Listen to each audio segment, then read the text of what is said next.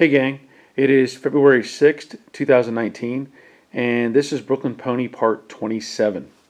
In the previous video, I showed some work being done on the extension and the quarter panel, and I wanted to continue with the rear of the car and show you some things that need to happen with the bumper and the bumper brackets.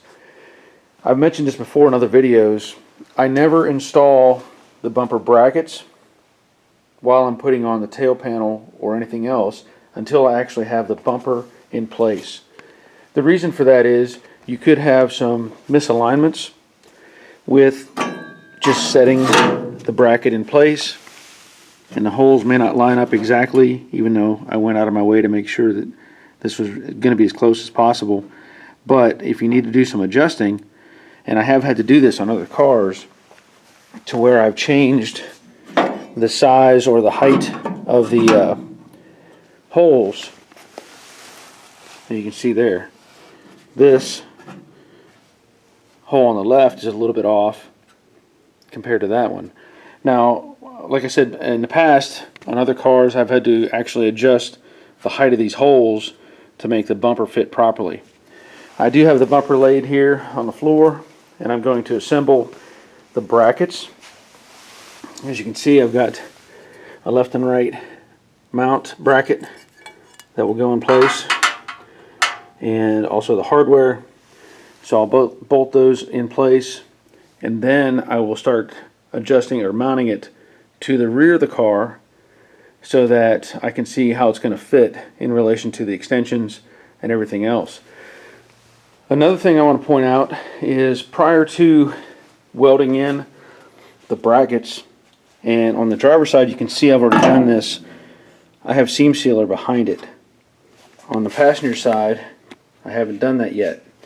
But what I will do, and I want to show you that, is I'll spray in that gap some self-etching primer, because I want it to get down in there. I want it to try to seal off anything that's going to allow for moisture or water to get in there.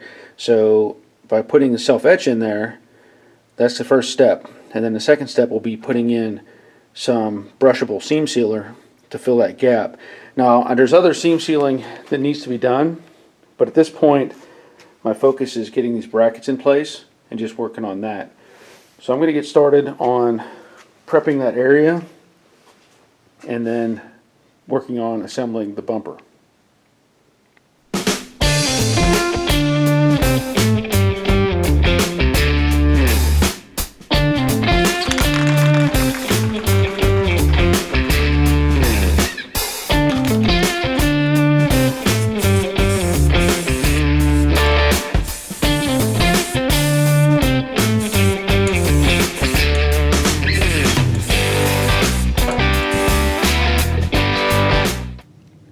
To assemble the bumper, it'll need 4 of these carriage style bolts and 4 of these nuts, and you can see they have the maybe see they've got a serrated edge on it. That's to help lock it down when you tighten everything up.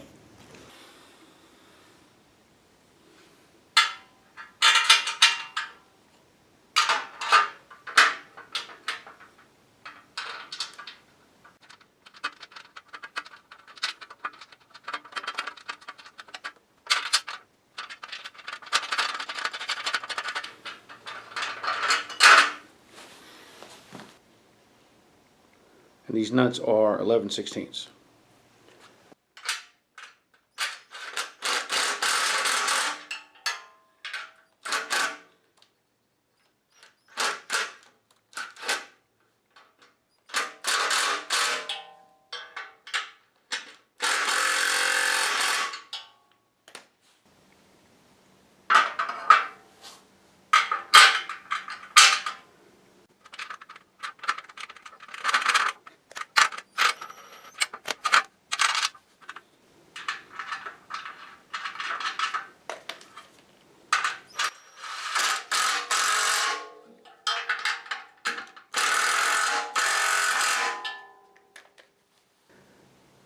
I should point out that these brackets will fit either side, left or right.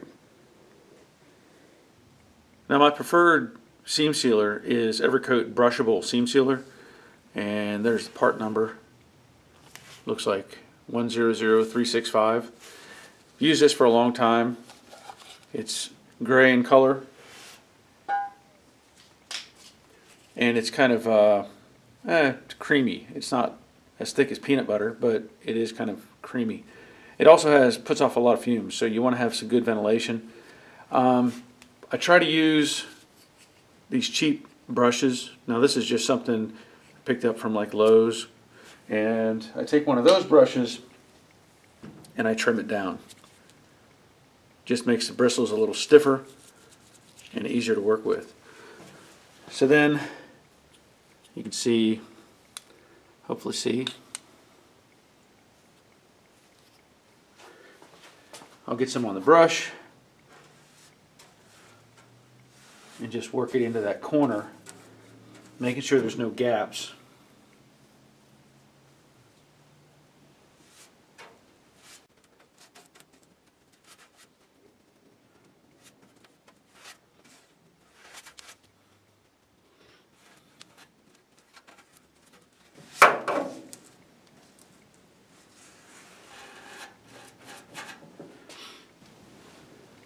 And since I'm already in the area, I will do some of this overlap here where the tail panel meets the quarter, just to make sure that's addressed.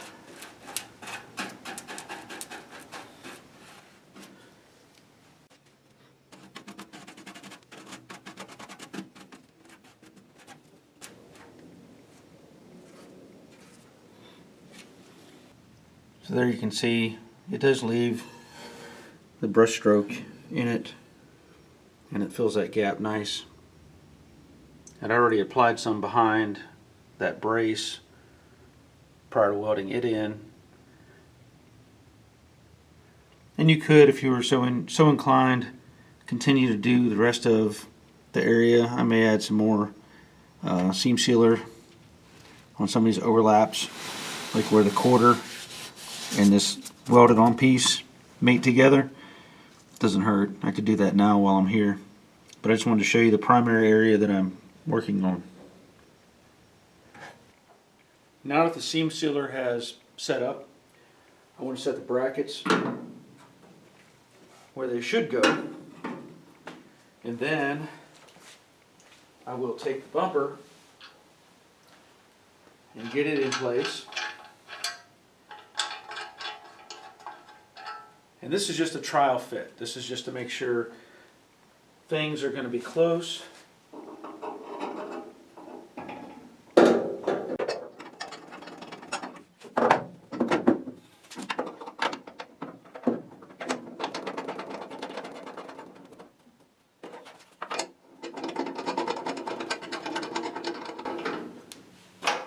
And I should point out that these bolts are also 5/8.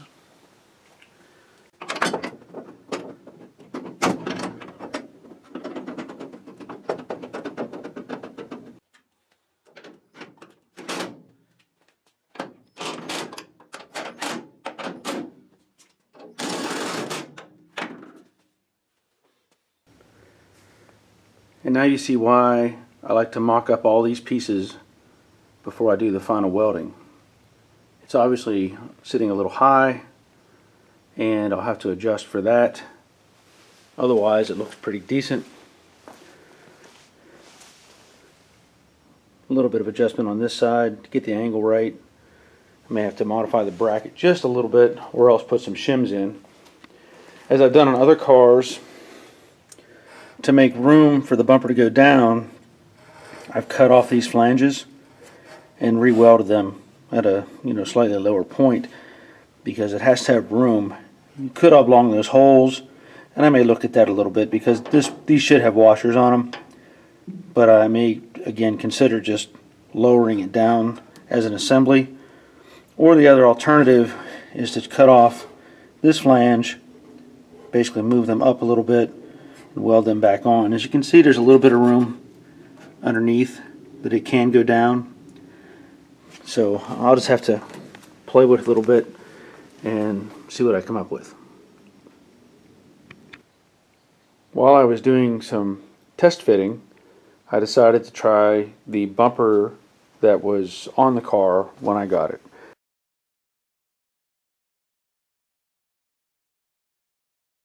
as I was talking about that other bumper, I got to thinking that I didn't take the bumper off of this car when I cut it all apart, and I was right.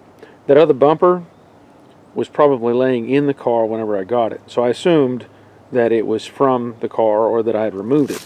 But I wanted to show you how this one fits in comparison. Pretty normal there. That's, you know, the original quarter and this big gap, and that's normal. That's the way it's going to look. Of course, this bumper is bent, and I'm not going to salvage anything from it, but just kind of give you an idea of what I'm looking at and how it was on the car originally.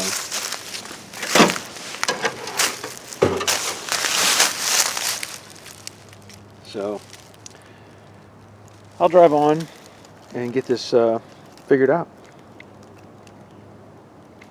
No, I don't know the history of this bumper. I can only assume it's a replacement. It's got some markings on here. I don't know for sure, but I did notice that between the bumper and the bracket there's a washer, and I looked in the kit and I realized that these little washers are supposed to go between the bumper itself and the bracket. So I need to install those and see if that changes anything. Well, if anything, I think that makes it worse, actually. I don't know if you can see how big the gap is now with those in place. I don't think that's a good idea. So I'll remove those.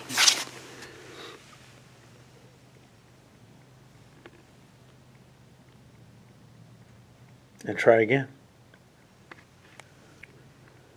Just an observation here, but I wanted to point something out. With these bolts, I noticed that going through the hole, whether you use the washer or not, because the washer, when you set it on the bolt, actually hits the square part of the bolt. So if I take that out of the way and I put it through here, you can see how much sticks through that hole regardless. The problem with that is when it comes to going in this bracket, it hits because that hole is a certain dimension, and that creates part of a standoff, or basically like a spacing situation. Compare that to this side, which there's no washers involved, but you see the gap between the bolt head and the bumper itself, and it doesn't do it so much on the bottom one, but this top one, I'm not going to like that. So I think what I'll do is enlarge the hole in the bracket just a little bit so that it clears and goes through nice and flush. If you look at this bumper that came off the car, those are nice and flush, but I believe they probably have a smaller shoulder on them than these bolts here. You can see there's a size difference. Hopefully you can see that. There's a slight size difference.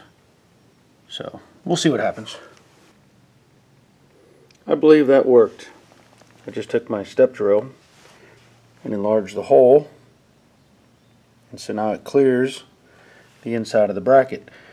The other hole is actually slotted, and the bolt fits in it nice and square.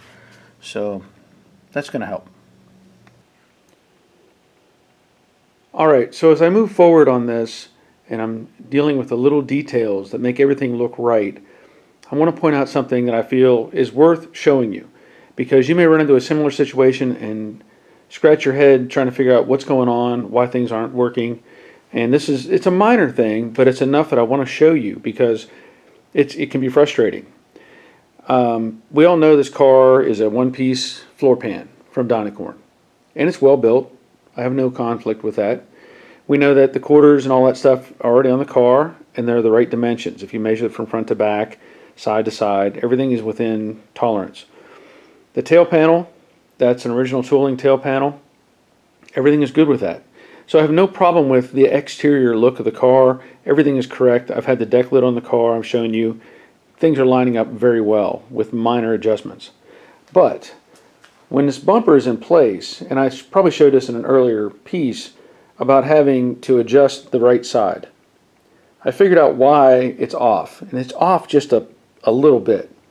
And it's kind of hard to give you a good visual representation, because if you're looking at a board, if you're at the hardware store or Lowe's or Home Depot or whatever, and you want to buy a plank, you look across it and you see that it's straight. You can see the curve, looking down the board. You can't so much do that directly with a car, because these cars have curves all over them in reality. In fact, this tail panel has a very subtle curve. And let me show you that. This is a piece of flashing drip edge, and this is straight. I already know that. So I'm going to set that across as best I can with one hand and just show you there is a gap. And that's normal. That's correct. That's how it's supposed to look. But I also want to show you that if you use that observation, if you can stand in the middle of the car and look down and get the angle to where you see the edge of the tail panel, and then you see the edge of the finish area where it matches to the trunk pan, you can kind of look across. And I know it's hard to do this visually. I mean, I can do it with my eye, but if I come forward and look at that edge, and I come across and I look at this edge, they're different. And I wish I could do a better camera angle or something. But basically, the right side is just a little bit shorter. That's why it was coming up with a conflict with the way the bumper fit. And that's a minor thing. It can be adjusted, it can be shimmed. It's all about the appearance, because these cars, unlike modern cars, these bumpers are really more cosmetic than anything. They're not meant to do anything but pretty up the car and finish out the form.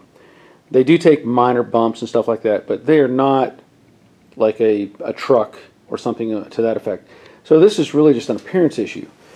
And I want this thing to look right. And I know it's really hard. I wish I could figure out an easier way to do this, but essentially this side is just a little bit short.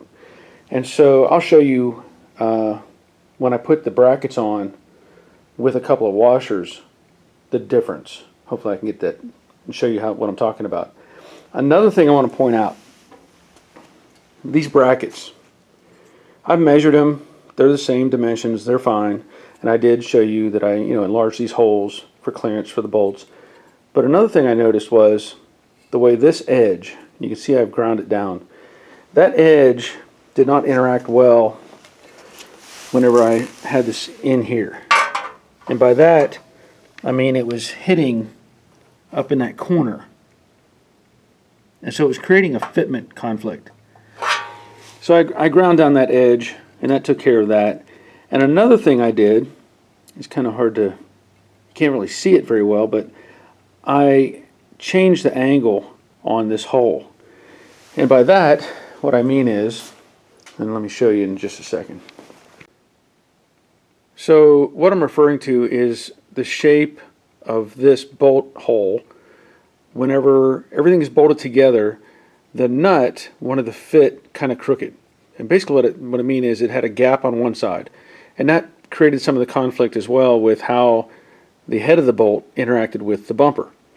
So what I did is I took basically just a socket and an extension, and I got it inside of that hole, and I angled it down slightly so that I could take a hammer and drive into that and change how that is angled. It's a very subtle thing, and it's really hard to see it, but it is slightly different now. And what I did is it created a relief for the nut, so that when it bolts together, there's really not much of a gap at all, if any, and it makes it fit better. So let me show you what I'm talking about with the other part here, with bolting it on the back of the car. So once again, with the bumper bolted on. Pretty decent fitment there. And like I said before, shown before, it leans in just a little bit here. So let me put the washers in place and show you what it looks like. So now with a couple of washers in there, the fitment is much better.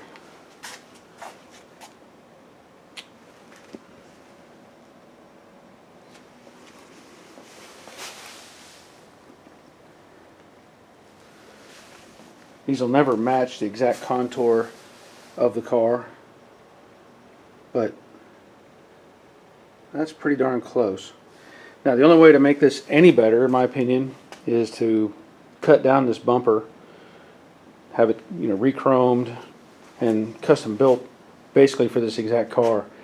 But out of the box, they're not bad, and this will be just fine.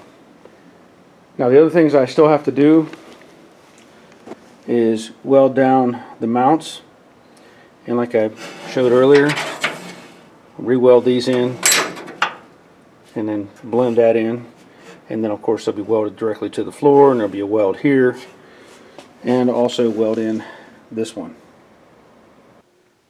Alright, so I welded on these two tabs on the driver's side bracket, and I've also resprayed it with weld through primer, and of course that'll fit right there.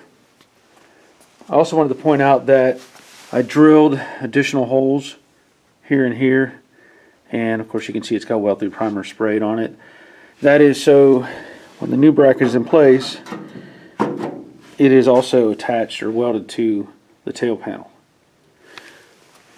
And I just need to align this one with my marks. You can see I had marks on the pan where it sat. So I'll weld all that in place and then set the bumper back up. I also wanted to point out that these are the washers that I'm using as spacers. Now later on I may actually build a plate that'll sit on the backside or between the bracket and the tail panel, but for now I just have a couple of washers and I just tack welded them together so that it's easier to get them in place. And really it's not that hard anyway. You can bolt this side on loosely and the bolts will hold it, and then feed the bolts through these holes, put these washers on, and then line up your bracket. It's not that hard. So that's it. I'm going to get the welder set up and start welding.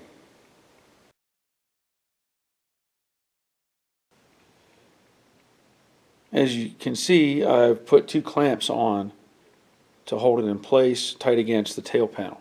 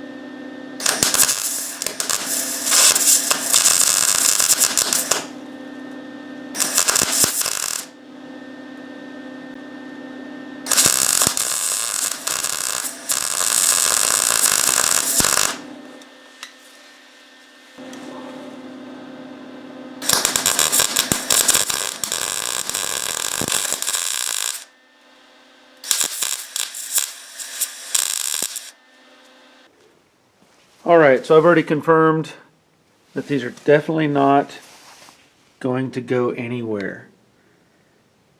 All welded in.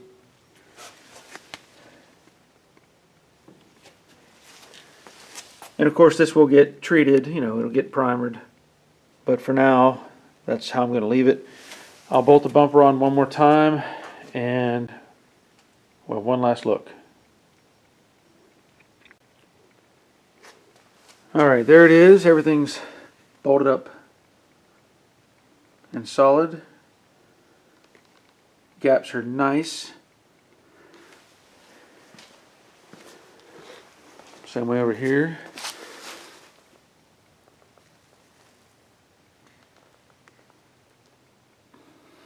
This is where I like to say I'm happy with that, because I am.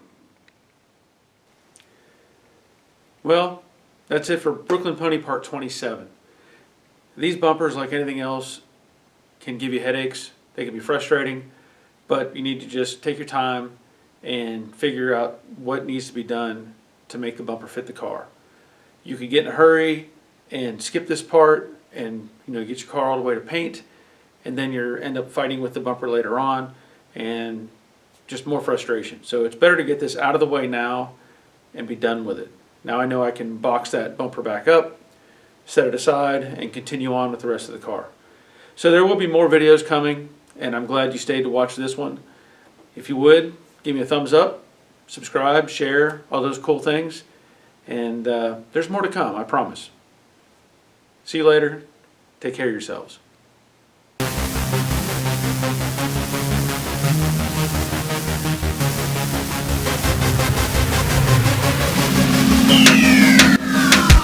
And this is where I say, that's not going anywhere.